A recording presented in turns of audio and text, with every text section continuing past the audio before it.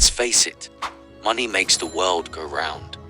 While we are the leading roles in this play called life, good old Benjamin Franklin, Abe Lincoln, and George Washington all play a supporting role, whether we like it or not. Those little green dollar bills dictate a decent-sized portion of our lives. I am definitely not saying that money is absolutely everything, but I am saying that for something that clearly has a huge hand in our day-to-day lives, we don't handle it as such. There are probably 1,000,001 reasons as to why we treat our money like a renewable resource. Perhaps it's our youthful ignorance that tell us that we are healthy and able-bodied human beings who will be forever young.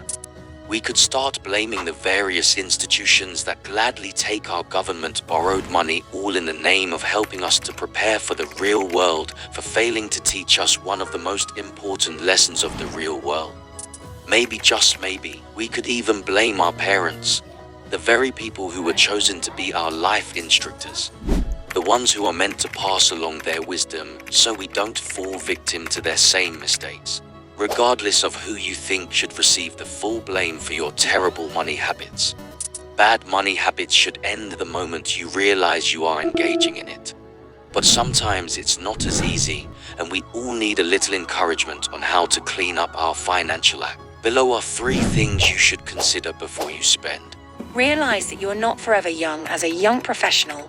It gets really easy to forget the days of being a broke college student.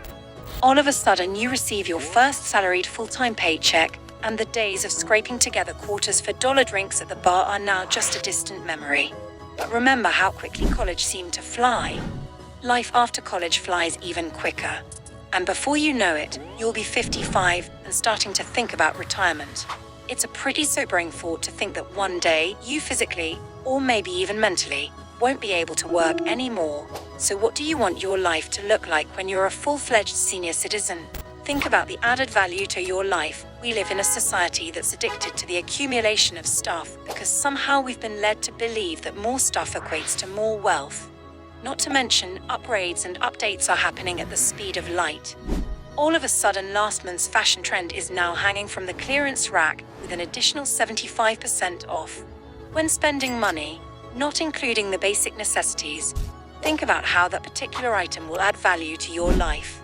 Is it helping you develop a new skill, opening you to new experiences and new connections?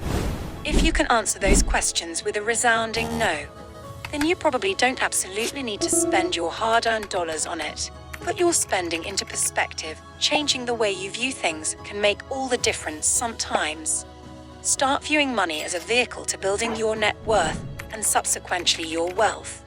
Think about how much further a $500 0-cent investment in a growth stock mutual fund will go in 5 years, as opposed to a $500 0-cent handbag.